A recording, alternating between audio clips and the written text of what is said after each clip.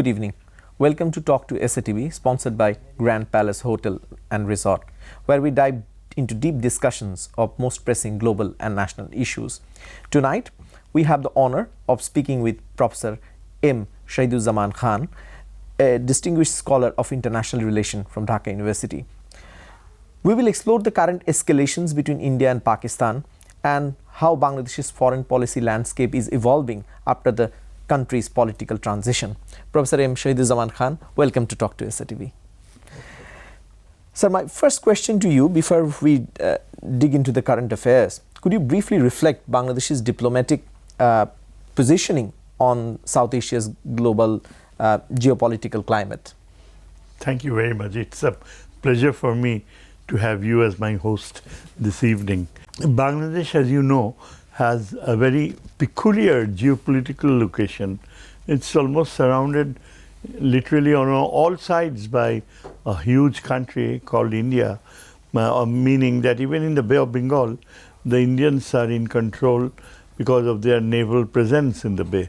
Now, my personal view is that it would have been far better if Bangladesh had been located in any other place other than this. Largely because of the fact that we have the most incredibly peculiar neighbor when you compare India with any other country of the world.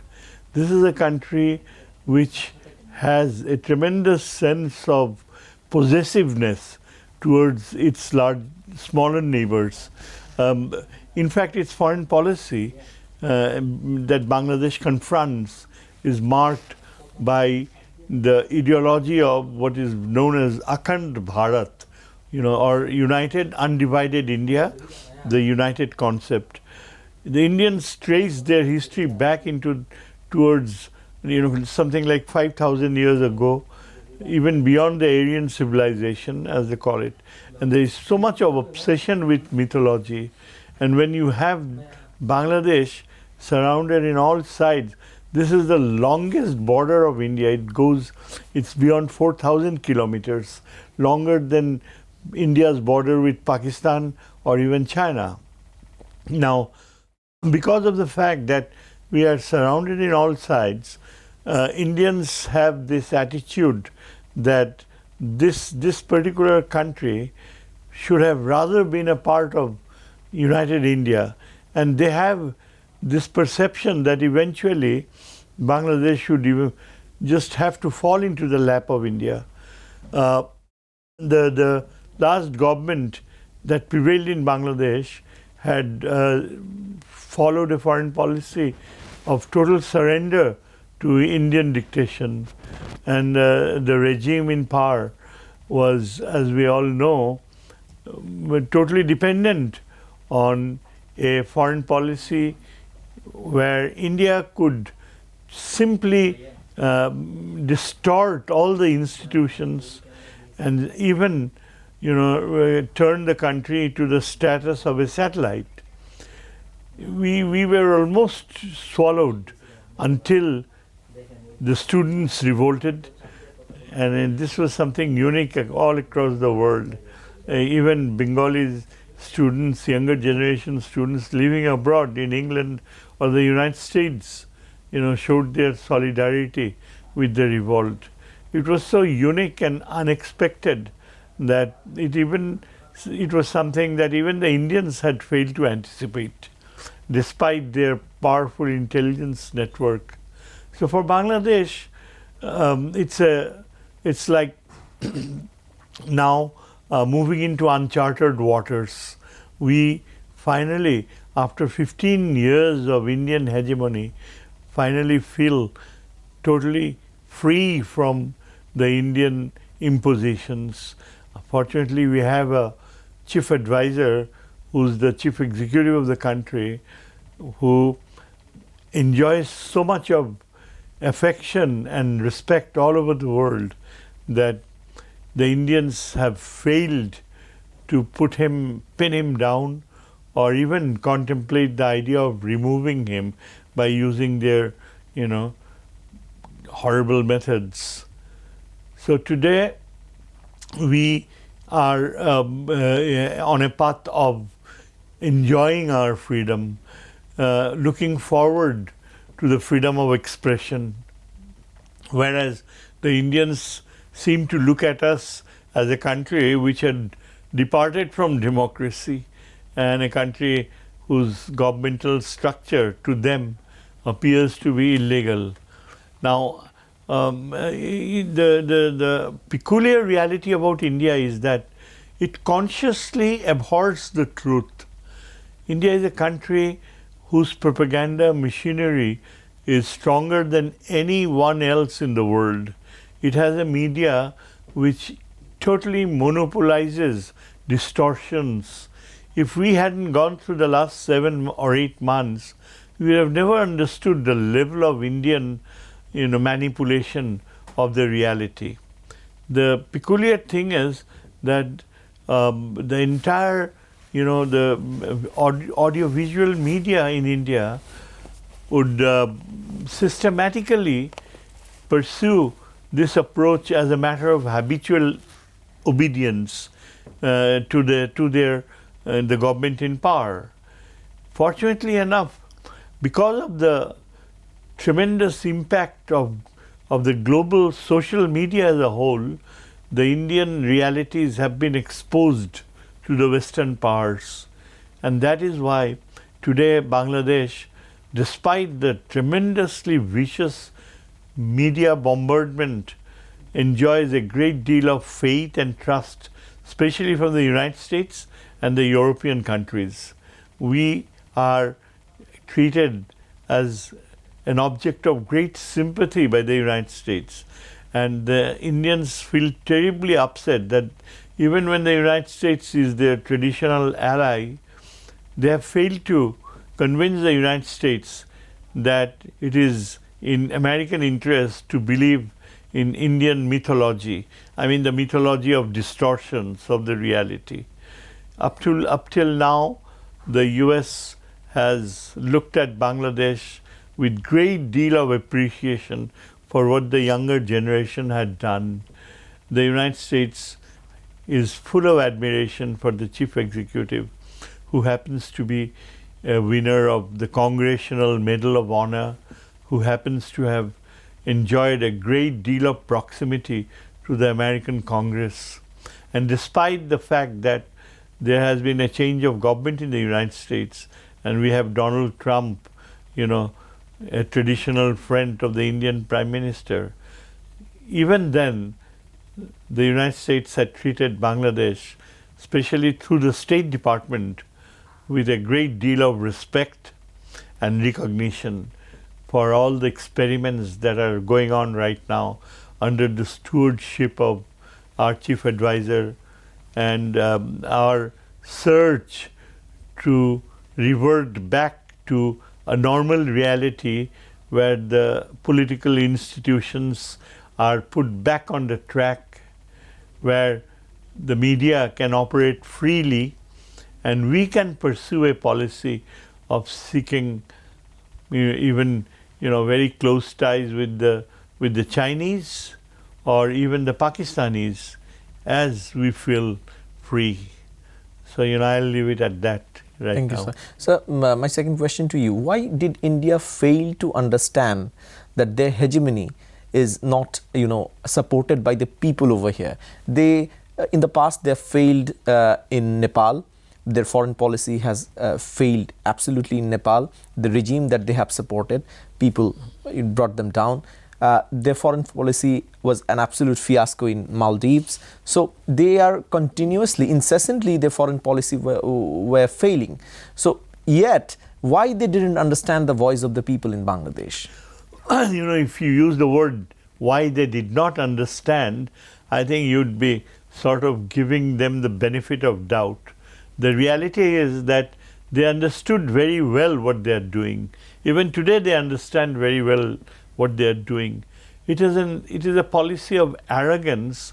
It's a policy of discrimination, which is internally,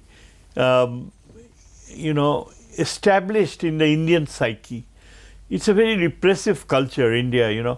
There is the problem of caste. They have a perpetual faith in dividing people in terms of almost like an apartheid. And when you repress your own people, half the Indian population is actually fighting for freedom. When we talk about the Maoists in India, a former Prime Minister, Manmohan Singh, had remarked that for India, the Maoist struggle is far more serious than the so-called problem of Islamic fundamentalism.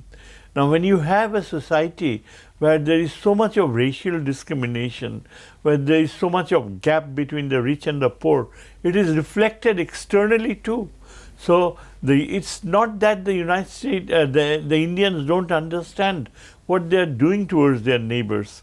The Indians fully understand the level of their, wickedness and manipulation. But the fact is that they wouldn't have the courage to revert back. There is, of course, the reality that even before the BJP came to power, when the Congress was in power, things were not all that bad between India and its neighbors. The Congress would maintain a certain degree of moderation, it would have secular practices, and it would allow enough scope for the neighbors to look for diversity. But once the BJP came to power, it's been, if I may say so, a promoter of the Hindutva brand of what you call almost a terrorist practice.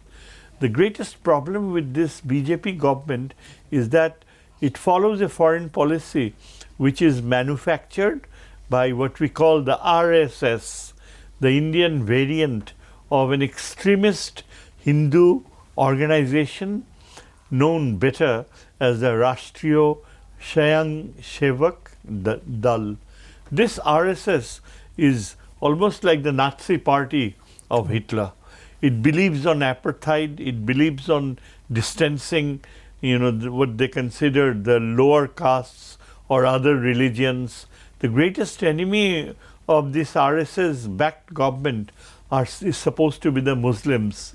And just imagine that India has almost the largest Muslim population in the world.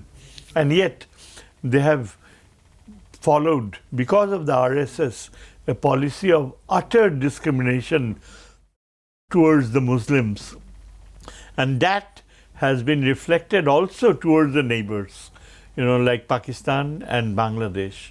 When this RSS-backed BJP government, they try to rewrite the history of India, what they are doing basically is take away the greatest pride of the Indian civilization, which is the Muslim era. For 1,000 years, the coming of the Muslim conquerors into India not only brought in the Islamic religion, but brought in fabulously rich cultural traits, which led to the development of institutions, a building up of what you consider the Indian civilization.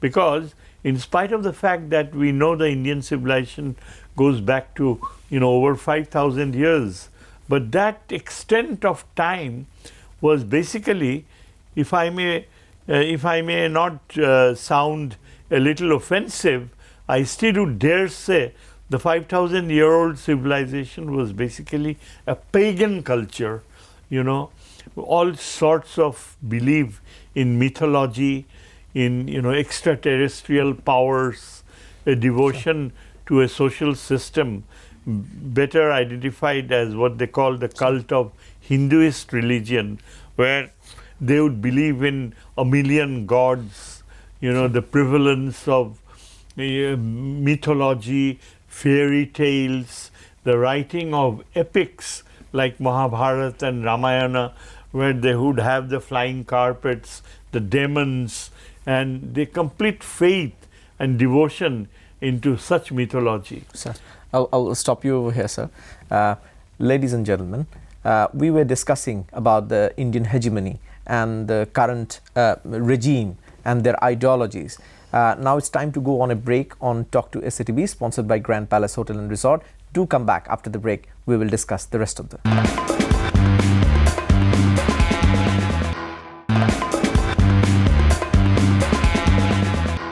Welcome to Talk to SATV, sponsored by Grand Palace Hotel and Resort. Before the break, we were discussing about the ideology on which this Indian hegemony lies and its failure. Sir, you were discussing about the mythology and how the Indian hegemony was influenced by this mythology. So, Exactly. my question to you, what is the current status of India-Pakistan relation? Basically, the recent skirmish in the borders. And how do you interpret the root causes of these escalations or enduring disputes that these two countries are having? You know, the problem with the Indo-Pakistani relations is basically the Indians could never accept the partition, just like we were formerly East Pakistan, and what you see as Pakistan today was West Pakistan. Now, the very fact that Punjab was divided and the very fact that Lahore was made a part of Pakistan and the very fact that Lord Mountbatten could not avoid the partition at all had sort of created a psyche of great insecurity among the Indians. Now, it is said, of course, that the partition could be avoided if Nehru and Gandhi would have given up their pride to lead, to impose the Hindu philosophy of superiority. Had there been some degree of generosity, a treatment towards the Muslims with a sense of respect, then perhaps the creator of Pakistan, Jinnah, would have gone for a united country. But the relationship soured right after the partition of India over Kashmir. Even today, it's Kashmir which has led to this sudden plunge into a dark period of relations. As you know, that Indians have always considered that Kashmir was a part of India, and that even the part that has gone to Pakistan, that also belongs to India. This is a ridiculous formula. If the Indians should believe in two-nation theory, and if they had accepted the fact that the Muslim and Hindu majority areas would constitute the boundaries, the fact that India took away Kashmir was a very serious violation of the principle. And Pakistan could never compromise the fact that Kashmir was gone and that the 2/3 of Kashmir now belong to India.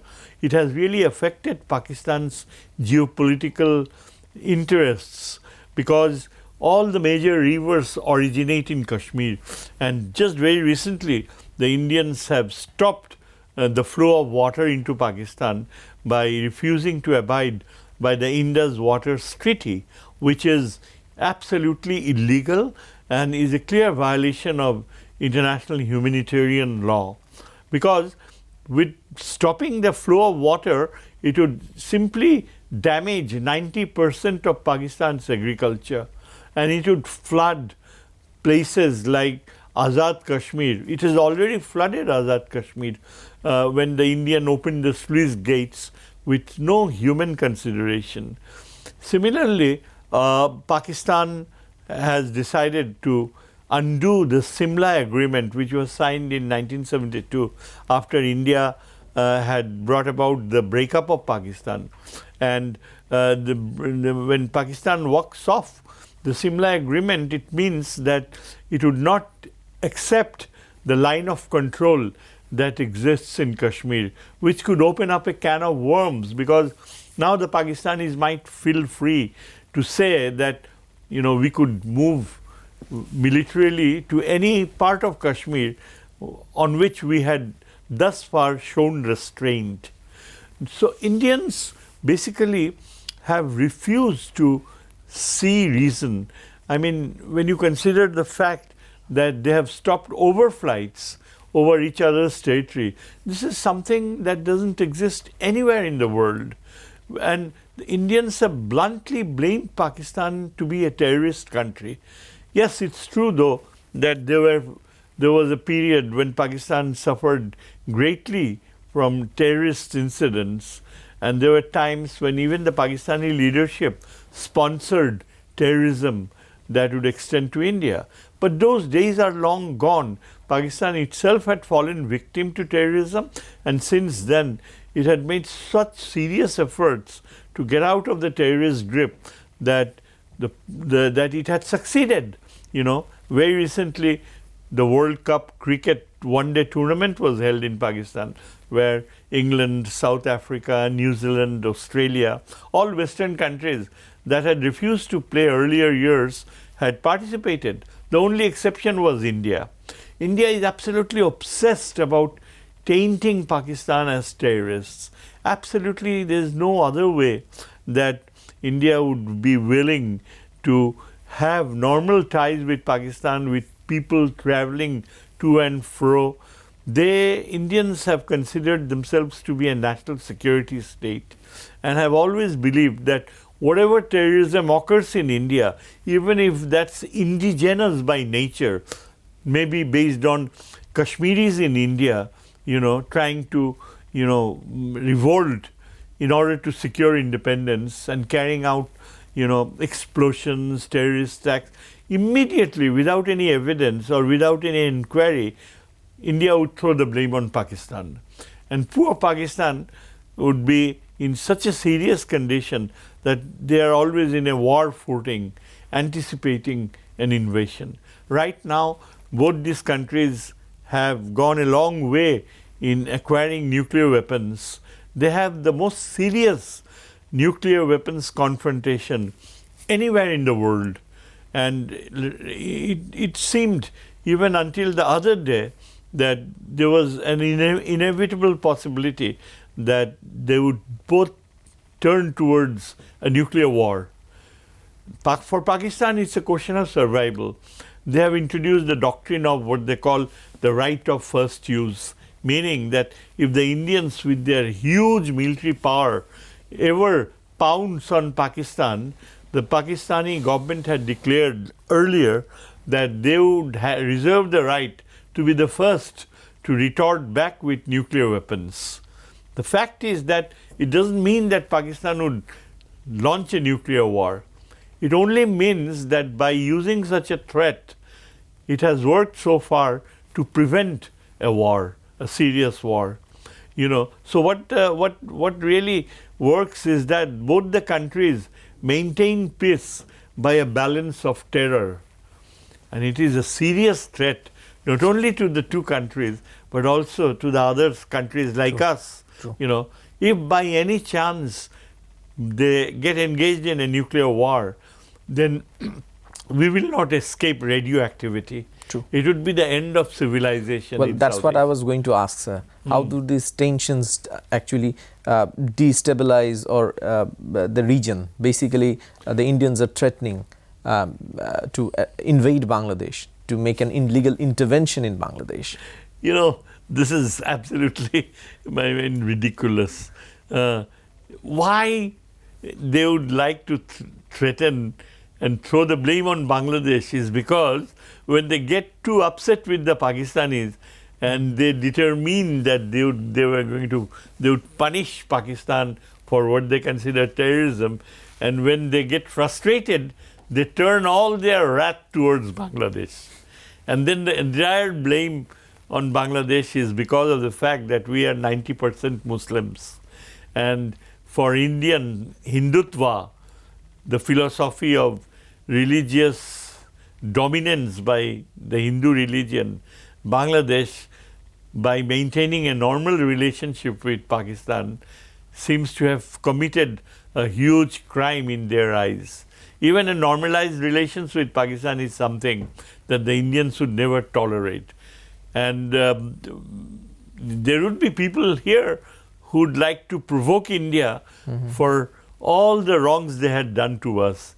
And one provocative expression would create such, paranoid reaction in India, as if, there's a retired general who had said that if India invades Pakistan, then Bangladesh would like to take over the Indian Northeast.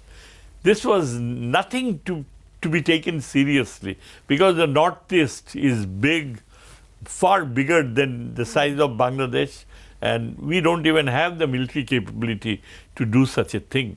But it has created hysteria in India. They're right into the midst of a war any moment. In spite of that reality, they now want to attack. Even the Indian Prime Minister had made that expression that not just Pakistan, India would like to invade Bangladesh. So it means that we Bangladeshis are just, just helpless facing a neighbor so terribly, unrealistic. Sure. Sir, is there any realistic possibility of international mediation? Because US Secretary of State already spoken over the phone to Indian and Pakistan foreign minister, or any international attempt like UN or from regional bloc to de-escalate the tensions between the two countries? Unfortunately, no. Why? Because the Indians simply do not accept mediation. The Indian pride is too high. The Indian foreign policy has always been, even since the years of when Nehru was in power, like something like 40, 50 years ago, that they would never tolerate a third party effort for mediation. The Indians are obsessed with bilateral negotiations, because when they indulge in bilateral negotiations, they impose their own ideas. They don't care about facts. They don't care about an equitable relationship. When it is the Indians, when they're sitting on the driver's seat, they just ask the other side to abide by what they consider to be their monopoly of truth. Now, whenever the United Nations had offered mediation, even during this current crisis, Iran, a next door neighbor and a close friend of India, Iran had offered to mediate, but the Indians have simply ignored Iran. So, with this present, BJP government, and with Modi, Narendra Modi, who is a psychic case, he has such historical hatred. The problem with this BJP government is that whenever you want to think of a third party mediation, the Indians immediately go back to their civilizational pride. They simply cannot accept the fact that the Muslims who entered the subcontinent over 1,000 years ago became inherently a part of the Indian culture. They considered themselves to be the original inhabitants, in spite of the fact that this subcontinent was always invaded by foreigners. The fact is that the Muslims came over 1,000 years ago, and the Indian Aryans, they invaded the subcontinent about something like 2,000 years back, 2,000 to 3,000 years back. And yet, because these Indians, the Hindutva culture, it originated all the way from Central Asia, all the way, to India. Now they have started claiming that the Hindus are indigenous, that they were original sons of the soil, and they had never originated from outside the subcontinent, which is a real departure from the historical truth. Sir, thank you. Ladies and gentlemen, now it's time to go on a short break. Do come back after the break.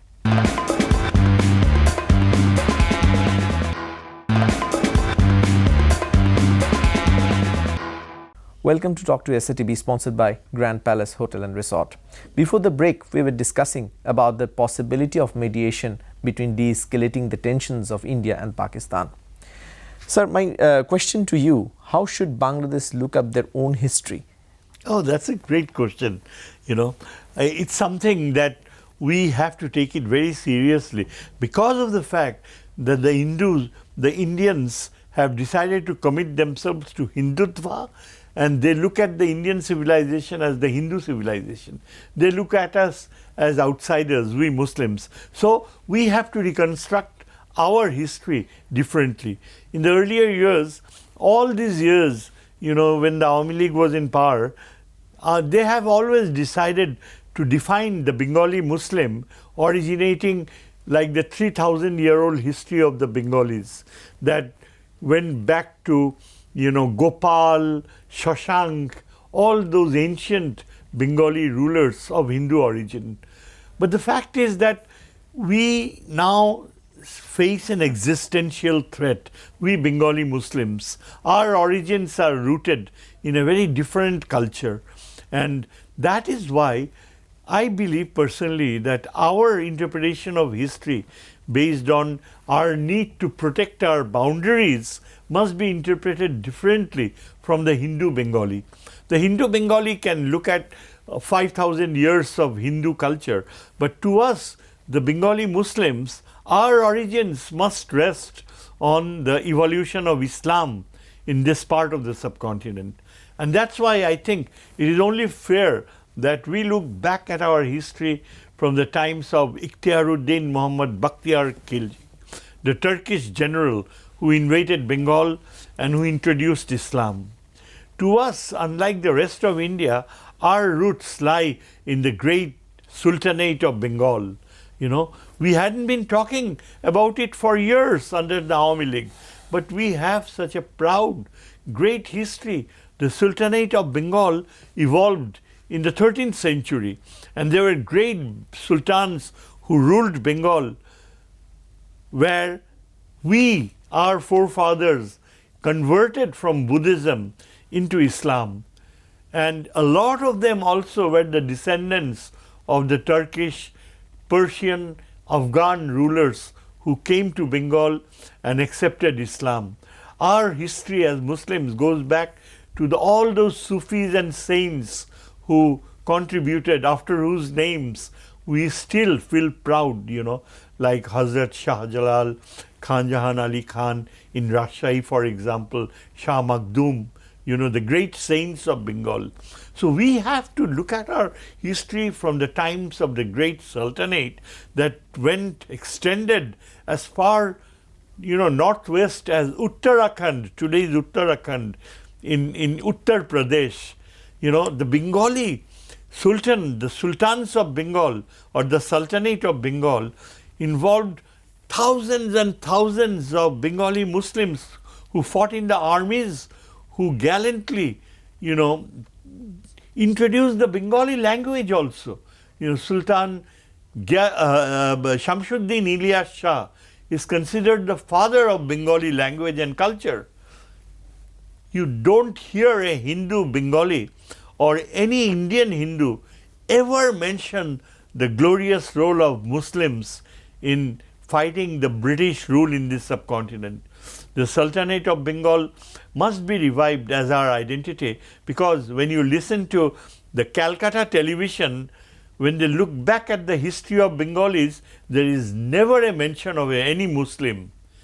In spite of the fact that more Muslims gave their lives to fight the British colonial rule than the Hindus. The greatest architectural contributions, the greatest scientific discoveries, the greatest Indian music were all composed by Muslims. So when we pride about Surya Sen, we name a hall in the university after Surya Sen. We've got to rewrite our history, because Surya Sen was a great freedom fighter, but he believed in Akhand Bharat. He never had a Muslim in his war against the British. When we write our history, we cannot put in Surya Sen. He's the hero of the Hindu Bengali or Akhand Bharat. But for us, we have got to look at our own heroes. We have got to look at Bakhtiyar Khilji, Sultan Shamsuddin Ilyas Shah, and the great sultans, even the great Ikhtiaruddin Bakhtiyar Khilji, whose grave lies uncared somewhere in near Malda in West Bengal, uncared, breaking up. But he was the one who founded the Muslim Bengal. Without him and without his contribution, we today wouldn't have a separate, country of our own, fighting and struggling against Akhand Bharat. So that's the history I would like to contemplate for us. Sir, Bangladeshi chief advisor, while attending a program of Bangladesh Air Force, he said that considering the geopolitical situation, it would be suicidal not to prepare for the war. My question is whether we have the capacity to prepare, because you have advocated a lot of propositions that we should invite China to to set up an air base in Lalmonirhat. We should invite Chinese Navy in our coastline to protect our Bay of Bengal. We could have some nuclear deterrent from Pakistan. Exactly. So these are the propositions that you have talked about. But have you seen this government going towards that proposition? Have you noticed any further endeavors of this government so that Bangladesh defense could be made more stronger? Brilliant question. You absolutely, touched the heart of the subject matter. Yes, we have seen it. Since this government has come to power over the last 9 months, we have a chief advisor who is a genius, admired and respected all over the world. We now have a chance to rediscover our survival. You just mentioned, having the Chinese to build a base in Lalmonirhat, because the Indians have been contemplating all these years to take over a particular part of the northern boundaries in order to expand the Siliguri corridor.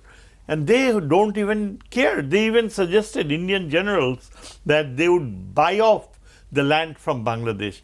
They have already cheated us of the land. We have been cheated so badly in 1947, and yet the Indians want to take over a chip of the land in the north and also a chip of the land in the south.